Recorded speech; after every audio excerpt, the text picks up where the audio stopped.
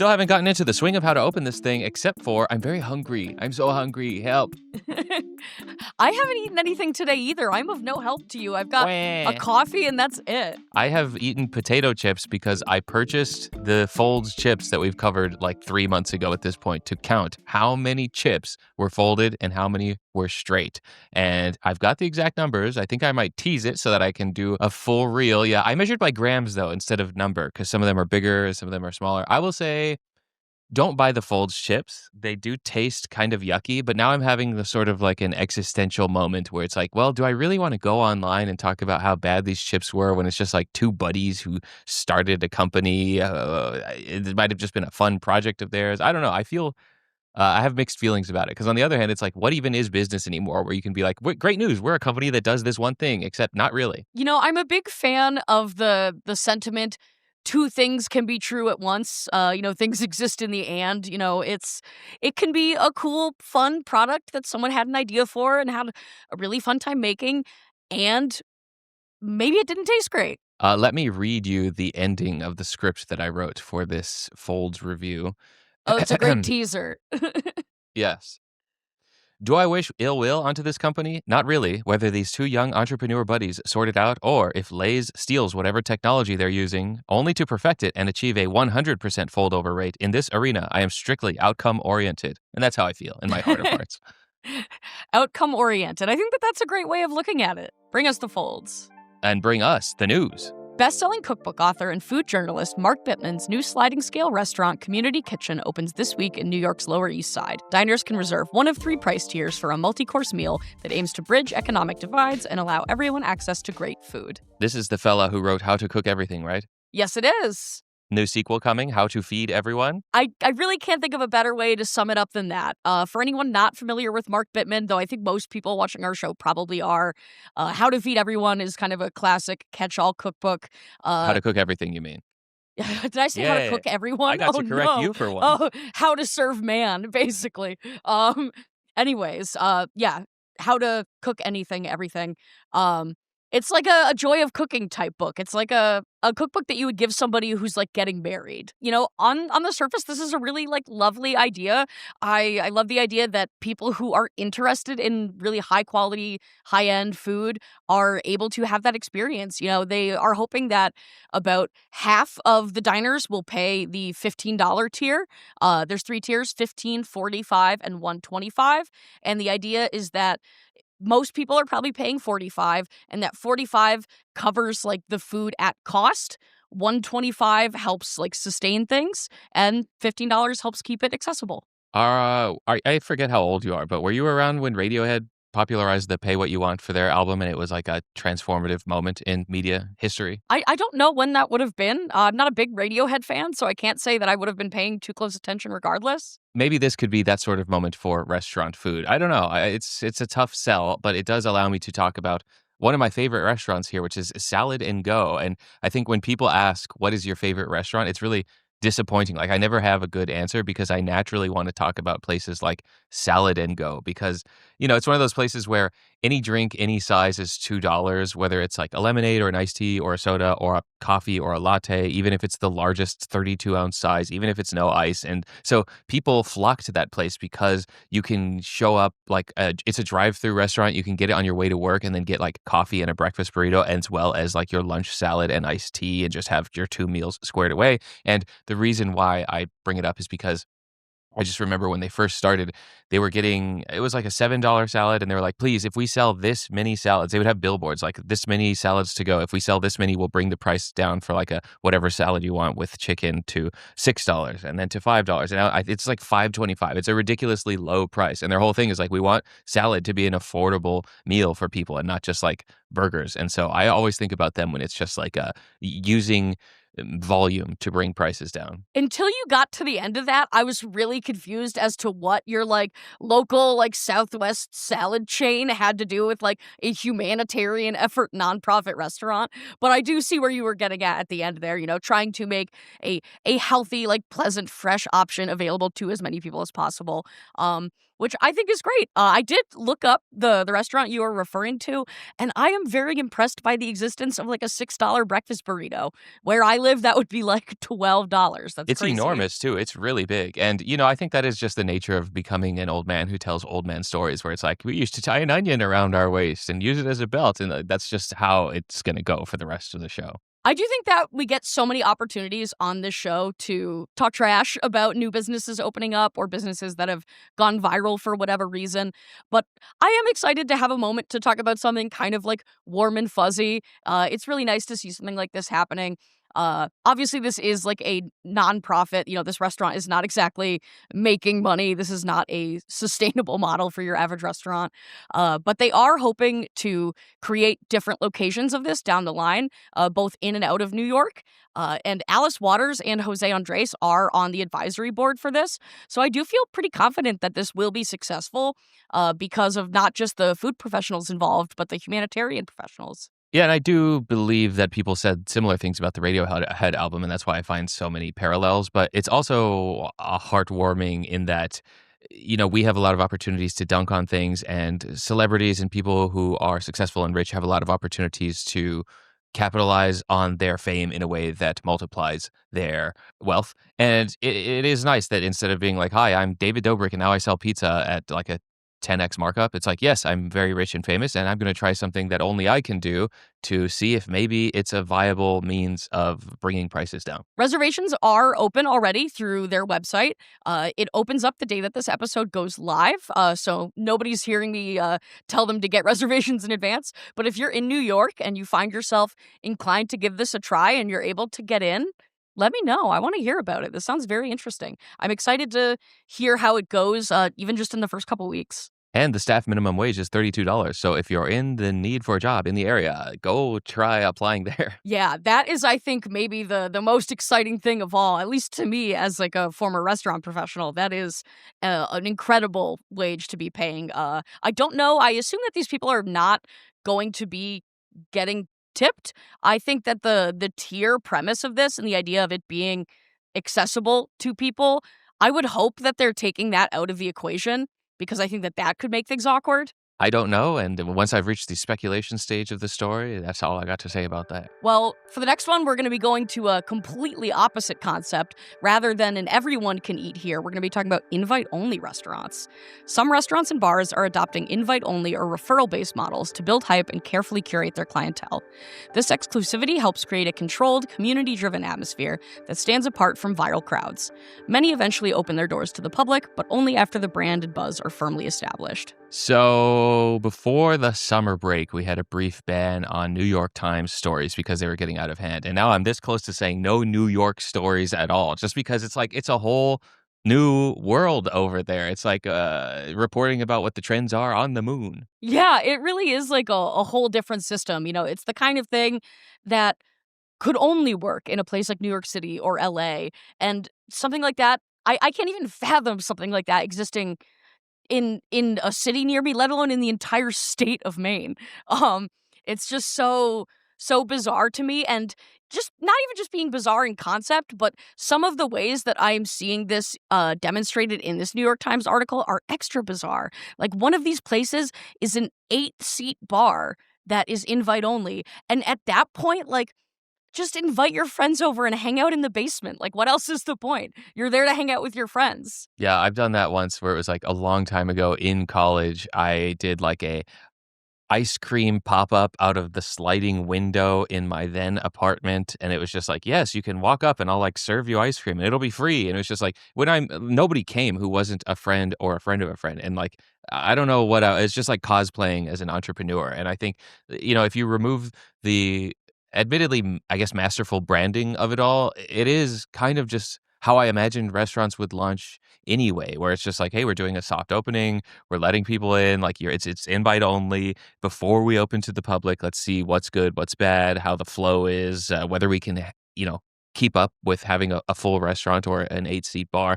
I guess it just heavily depends on how long it remains invite only and whether that's newsworthy or not. Yeah, you kind of took the words right out of my mouth. Like, the way that I'm seeing this happen is that a good portion of these businesses do end up opening to the public eventually.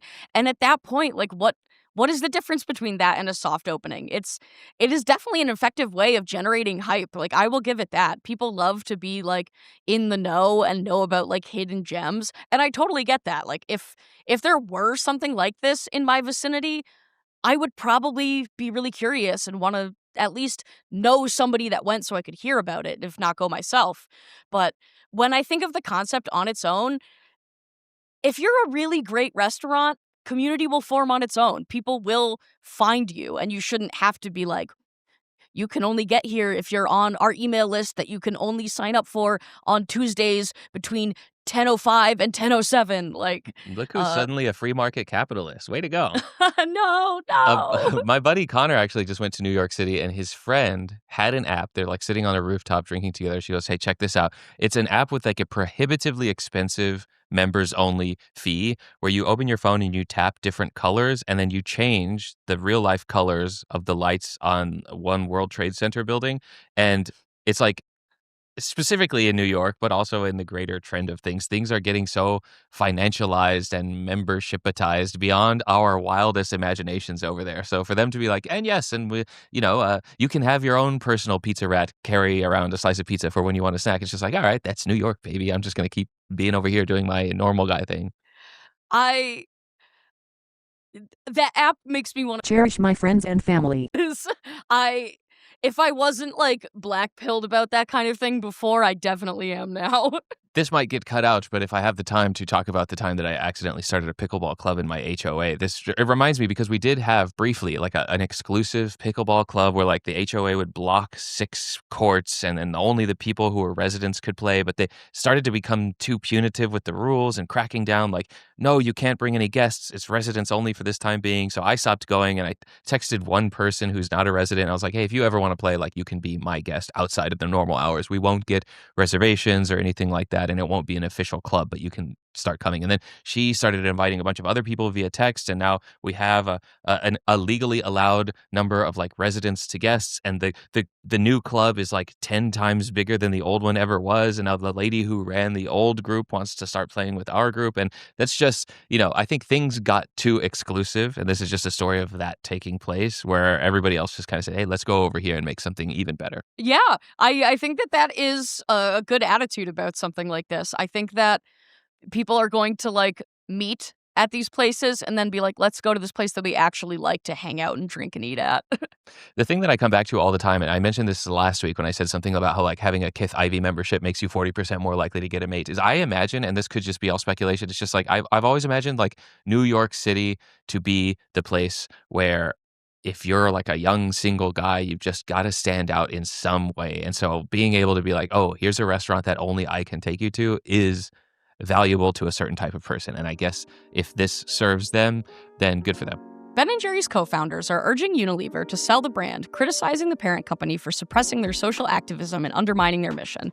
This comes amid tension over leadership changes and Unilever's planned divestment of their ice cream portfolio, fueled by the ongoing clashes between the brand's activist identity and corporate control. Hello, please pardon the interruption, but I come to you with breaking news. As of September 17th, Jerry has actually stepped down from the Ben & Jerry's brand, saying, quote, he has been silenced and sidelined for fear of upsetting those in power. Willow and Jack actually recorded this on Monday, September 15th, so they're a little bit out of date here, but they do a great job explaining the background leading up to this. So enjoy the rest of the show. Eaters and digesters forever. There is a lot going on here, so I don't want to distract too much, but I do like how you wrote Ben & Jerry's co-founders instead of Ben & Jerry. Well, I did almost just write Ben and Jerry to just kind of drive the point home, but... So Unilever is divesting their ice cream portfolio. Is this another Kraft Heinz and Kellogg's Kellanova situation? Yeah, it's going to be the Magnum ice cream company, and it's sort of going to encompass like all these existing ice cream brands within Unilever, Ben & Jerry's being one of them.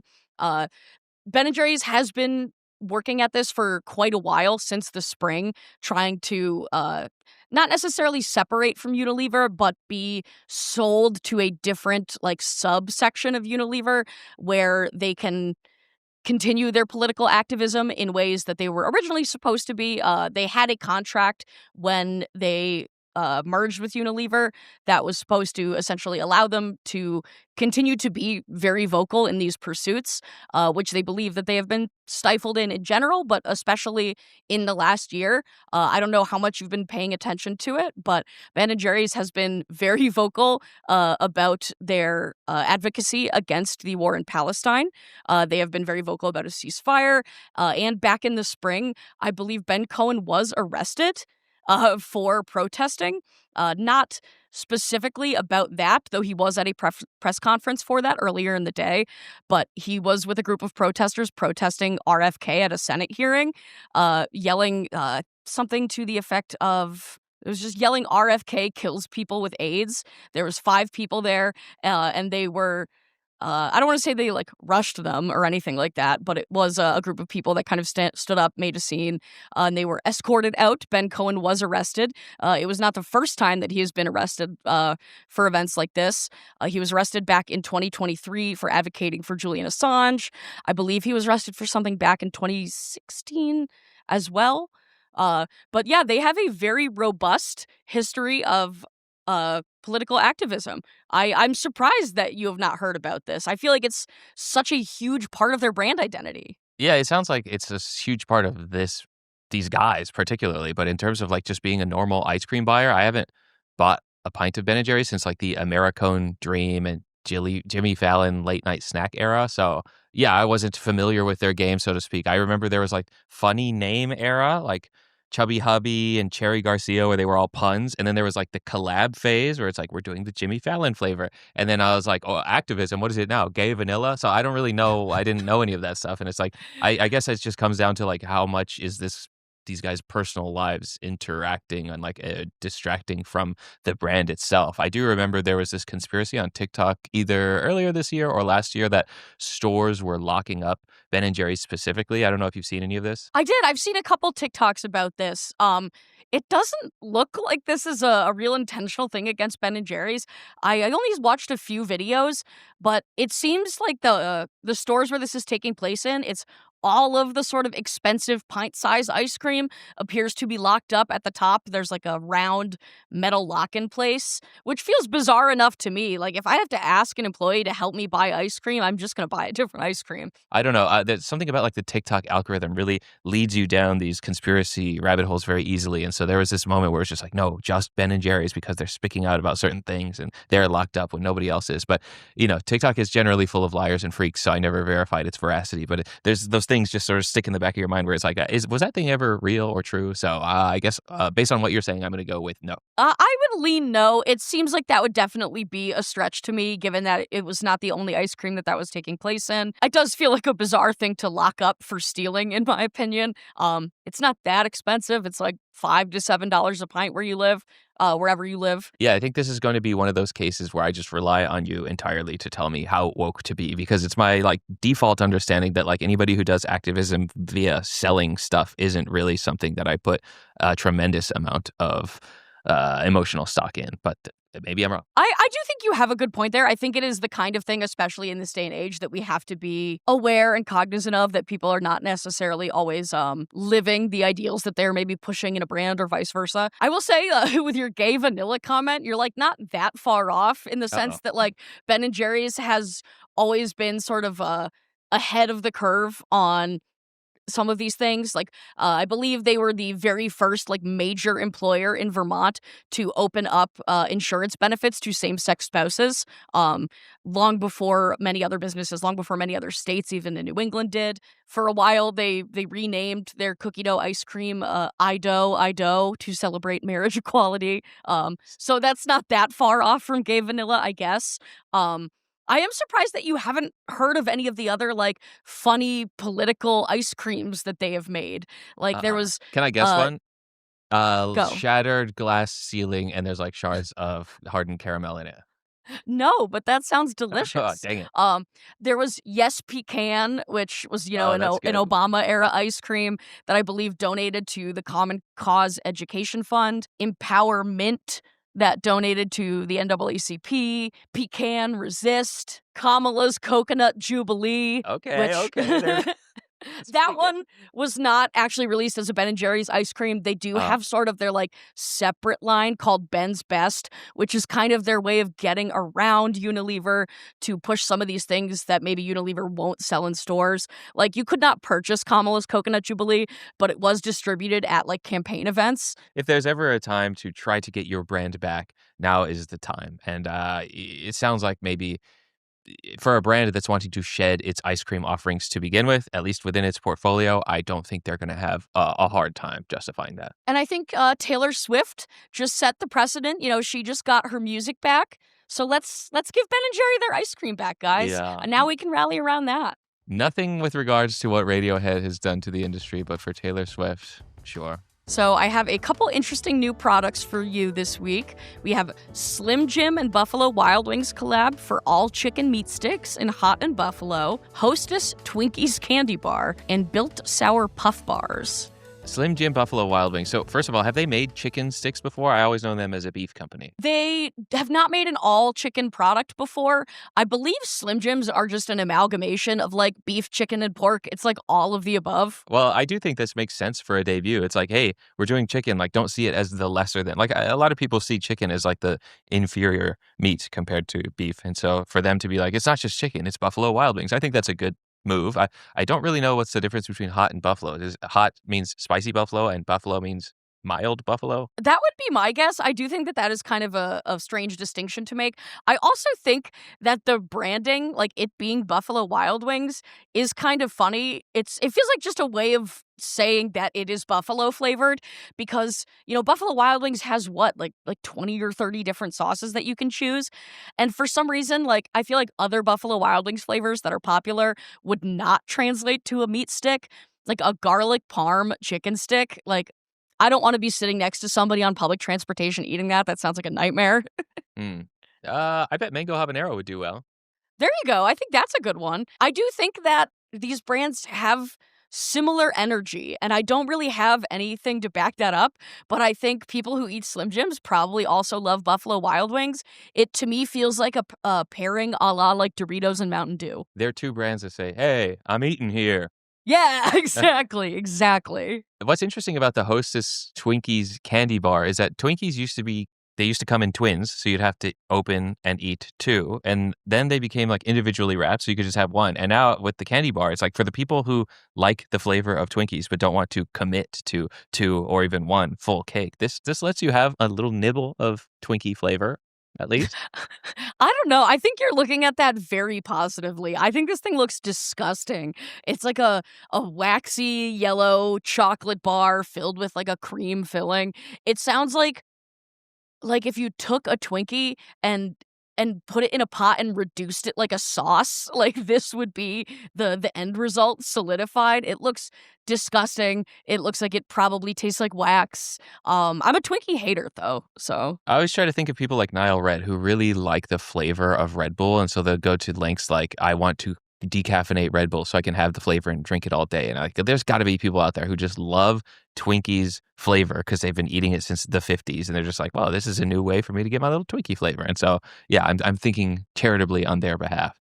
As for the Built Sour Puff bars, I don't have to imagine anybody because multiple people in the salt cellar love the Built Puff bars in general and are excited for the sour version of them. Have you had either? I have not had the sour ones. I have had the built cookie dough puff bar. I have had just that one flavor.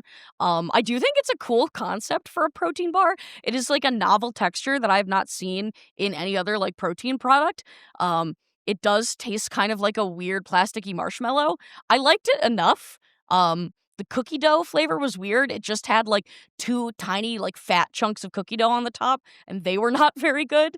I cannot see this translating to a sour flavor and being anything but disgusting, though. So that's what I thought too, but I was eating the like chocolate and coconut flavors by myself at first because they sell them at Costco. And I was like, what a strange flavor. It's sort of like a Three Musketeers, I guess, but fudgier and chewier and denser. I don't really know what this is. And I gave it to somebody who was just at my house, didn't tell them anything like, hey, do you need a protein bar? She said, sure. And then she's eating it. She's like, oh, it's like a gummy protein candy. And I was like, you know what? It is a gummy candy effectively. Like I've just associated it with protein bars because of its chocolate flavor that I started on. But if it was a sour flavor to begin with, like it totally makes sense as like a gummy bear flavor, a sour worm flavor. I think it is very baffling at first, but does make total sense if you don't have that anchor at the very beginning. And, Costco also sells protein seltzer at this point. I don't even know what technology is behind that, but they make like sour blue raspberry flavor. And I wonder, like, okay, the demand for protein is there. And, there was a time where you just have like optimum nutrition chocolate and vanilla. And now that we're getting away from creamy flavors, I think it's just going to open up the options in a much larger way. I don't think that there's anything you could say that would make me think that this isn't going to be gross. But I will say that I think that sour stuff right now in general, sour candy, etc., is really huge, especially with like the takeoff of like Nerds clusters and Swedish candy and all this other stuff in that category. So it does feel like an untapped market in terms of like the protein snacks, because that has kind of invaded every single category of snacks. So for somebody wanting that kind of snack or candy, I could see this maybe being appealing, but I don't know. It's a big no for me on this one. So, last up today we have our Q&A segment. We have an email today from Vanessa. She's asking, did you have any food epiphanies as a result of the pandemic? After having cooked 100% of the food I eat for over a year, I realized that most breakfast items can be easily made at home for a fraction of the price. Thus, now I rarely go out to breakfast, but still feel it's worth it for other meals. Do you have any other observations? Do you disagree with my take on breakfast? I don't really have any pandemic epiphanies. They've all been like baby and toddler epiphanies in terms of ones that I've had over the past 5 years. But in terms of breakfast, yeah, I think that's measurably and reliably the way in which you can save the most money in terms of cooking at home. I don't disagree with you there. I think breakfast is the most enjoyable meal to eat out, in my opinion. Not at all. I I put a really? strict ban on brunch activities as soon as I met Brie. I was like, hey, just so you know, like I'm never gonna hike and I'm never gonna go to brunch. Like, 'cause if that's a deal breaker, you better know that right away. Oh man, you wouldn't get along with Dan. Those are like two of his favorite activities. Um, I think breakfast is the most enjoyable meal to get out. It's cozy. It's food that you can make at home. Yes, I can make an omelet. I can make pancakes. Most of the time, I don't want to create a bunch of dishes like first thing in the morning. If I'm making breakfast at home, it's usually something less complicated. Hmm. To say that I don't do these other things, of course I do. But I really enjoy the service aspect of it. Like that's like saying like you're like, "Oh yeah, of course it's easy to cook dinner food at home. You can make a hamburger really easily." Um I don't know. I don't think breakfast is that different. Um I think it's a worthwhile meal out. I do have one like pandemic food and drink epiphany though that I think is going to make people think less of me. I discovered over the pandemic, I'm sure many other people fell victim to the Dalgona coffee trend and experimented with that for a while. I found out that I really love instant coffee. I drink instant coffee every single day. I think the instant Bustelo is pretty good. Have you had any Vietnamese instant coffees? I instant no, I've had like the copper cow one that's like a little plastic filter, not plastic, it's a little like cardboard paper filter that you make like a really quick drip instant Vietnamese coffee, but not like a powdered version. Oh, if you could get your hands on some Vietnamese instant coffee, they'll like come with flavorings and milk powders already in them. Vietnamese take their instant coffee very seriously, and it shows. I think that there are a lot better instant coffee options on the market than there used to be. You know, it used to just be like instant Nescafe, Maxwell House, etc. And yeah, it's like watery, it's not very good, it's gritty. Um, I've tried a couple different ones. If you can find anything that's like really, really powdery in texture, that usually works a lot better. The Bustelo is pretty good though. I used that for a long time. I use like a Nescafe iced one. Uh, Instant coffee is really good. If you're not drinking like a full pot of coffee every day and you're also like somebody that likes an espresso style drink but doesn't want to shell out for an espresso machine, instant coffee, instant espresso, really good. I just mix a little bit of that with water, pour it in some milk and ice. I make myself a little iced latte. While you were talking, I did think of two times where I loved breakfast being made for me. One was like being in college and you can like wake up late and then it's like breakfast time at the buffet or meal hall, whatever it is. And then two is, if you're staying at like a, well, what are they called? if you're staying at like a DoubleTree hotel and they have the breakfast buffet with like the make your own omelet station, those are great because I think part of it is just like you wake up and you walk down and then you get it right when you want. There's something So about like, buffets are your answer. Your answer to that is just buffets are the exception, I guess. yeah, I'm realizing that like the part about breakfast out that sucks so badly is that you have to like get ready, get in your car. That's not cozy at all. You have to wait. It's loud. And then you just got to like wait for mimosas to be poured and people are ordering. It's just like, that's not cozy at all to me versus like wake up and quietly make a nice breakfast for myself because I'm awake with like 2 hours before anybody else. I think we just have different ideas of what cozy is. Yeah, or we're just going to different breakfast places, I guess. I mean, where you go for breakfast could make a huge difference here. Like if you're going to a Denny's and there's like 50 screaming kids on a Sunday after church or something, like that's probably a horrible breakfast experience. Why would you pay someone to make you pancakes there? But if you're going to a nice little cozy place, like my favorite breakfast place here in Maine, like has real candles on the tables and stuff. It's very cute and cozy. We have a popular place called Matt's Big Breakfast in Phoenix, and there was one that opened up in Tempe next to my then house. And I remember Brie and I were like, you know what? Let's do something crazy. Let's go for brunch. I know how much you hate it, but like, let's finally do it. It was truly our first time ever. And like, we waited. They're like, yeah, it'll be like 15 minutes. And like, they just kept stretching it on. And we were outside and we ended up getting in this huge fight. And then the whole meal, we were just quiet to each other. And then the drive home, quiet. And it was like, the biggest fight we had gotten into pre-marriage, and it was so terrible that I'm And like, it was this all is why I about don't do brunch. brunch. Yes, exactly. That's crazy. I did not realize brunch was such a cursed meal for you. That's wild.